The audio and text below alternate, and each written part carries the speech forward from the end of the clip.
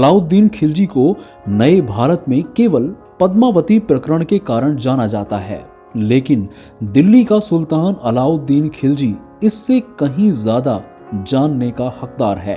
इतिहासकारों का मत है कि अलाउद्दीन एक क्रूर, अन्यायी, लालची और निर्दयी शासक था, लेकिन साथ ही एक कर्मठ सैनिक, कुशल सेनापति, महान कूटनीतिज्ञ और विजेता भी था। स्पष्ट है कि अलाउद्दीन खिलजी का व्यक्तित्व दो विरोधाभासी व्यक्तित्व का अद्भुत संगम था।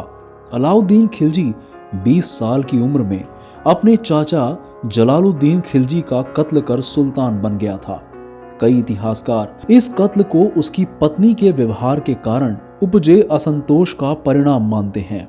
अलाउद्दीन खिलजी जलाल का दामाद था। जलाल की बेटी को सुल्तान की बेटी होने का घमंड था, इसलिए वो अक्सर अलाउद्दीन से दुर्व्यवहार करती थी। इससे अलाउद्दीन के दिल में अपने चाचा से विश्वासघात की भावना उपजी। हालांकि वो जलाल से बेहद मोहब्बत करता था। खैर, सुल्तान बनते ही अलाउद्दीन ने जलाल के पूरे परिवार का कत्ल करवा दिया ताकि उनके सामने कोई चुनौती बाकी ना बचे। इसके बाद उसने अपना विजय अभियान शुरू किया। संपूर्ण राजस्थान को जीतने के बाद उसने गुजरात, मालवा जीता और फिर दक्षिण भारतीय राज्यों पर हमला बोला, जिसमें देवगिरी पर विजय उसके लिए काफी लाभदायक साबित हुई। अलाउद्दीन को इससे काफी धन संपदा हाथ लगी। अथक परिश्रम और बढ़ती उम्र के साथ अलाउद्दीन काफी थक चुका था। अपने विरोधियों को क्रूरता से मारने वाला अलाउद्दीन खिलजी खुद अपने घर में ही खुद को असुरक्षित महसूस करता था। इसकी वजह थी उसका बेटा खिज्र खान और उसकी बीवी मल्लिकाए जहां का षड्यंत्र। ये दोनों अलाउद्दीन के खिलाफ षड्यंत्र रच रहे थे।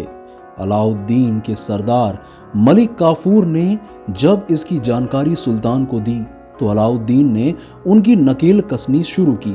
इसी बीच अलाउद्दीन भयंकर रूप से बीमार पड़ा, जिसका फायदा उठाकर मलिक काफूर ने खिज्र खां और उसकी बीवी को कैद कर लिया।